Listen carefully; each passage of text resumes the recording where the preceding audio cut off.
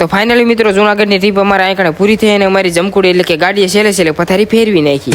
ઉપરકોટમાં કુવાની અંદર ઉતરીને વરતો વઢાઈ જતા હતા વળી નાથી બહાર નીકળીને આવી જાય એક બીજી ખુફિયા જગ્યાએ. તો તમને બધાને ખબર ન હોય તો ડોડાથન કહી દો કે કુવામાં જ બહાર નીકળીને ડાયરેક્ટ આવી જાવ વાવ એટલે ઇંગ્લિશ વાળું વાવ નહીં, તો ઉપરકોટની વાવ છે. તો હવે જેને પણ ખબર હોય ને બધા એને કોમેન્ટમાં કહી દો કે આ વાવનું નામ શું છે. તો હવે તમને બધાને ડોડાયો થઈને વાવ વિશે બે શબ્દો કહી દઉં. તો આજે તમને બધું કેમેરામાં દેખાય ને એને વાવ કહેવાય ને બાકી બીજું મને પૂછતા નહીં, કેમ કે મને નથી ખબર. કુવામાં તો ખજાનાનો કઈ મેળ આવ્યો નહીં, તેવળે કીધું અહીંયા થોડું ખોદીને જોઈ લેવી, પણ અમારી આંકણે ઈચ્છા પૂરી થઈ નહીં.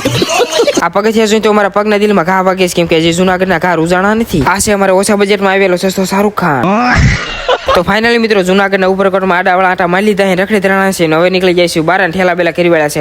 હવે બાગડદે કરતા ઘર બાજુ તો ઉપડી જાય, પણ અમારી એક ગાડી અમને એટલા હેરાન કર્યા છે તો તમને કોઈને કહેવાય એવું નથી, એટલે હું તમને હવે કોઈ નથી કહેવાનો. ગાડીનું જે હોય તમને બધાને કહેવાનું થતું નથી. બીજી બાજુ પડી ગઈ છે રાત, તે અમે આવી ગયા બધા પેટ પૂજા કરવા. મસ્ત મજાની પેટ પૂજા કરી વાળી ના કારણે અમારી ટ્રીપ પૂરી થાય છે ને આગલી ટ્રીપ ક્યાંની ગોઠવી તમે બધા કોમેન્ટમાં કહી દીજો.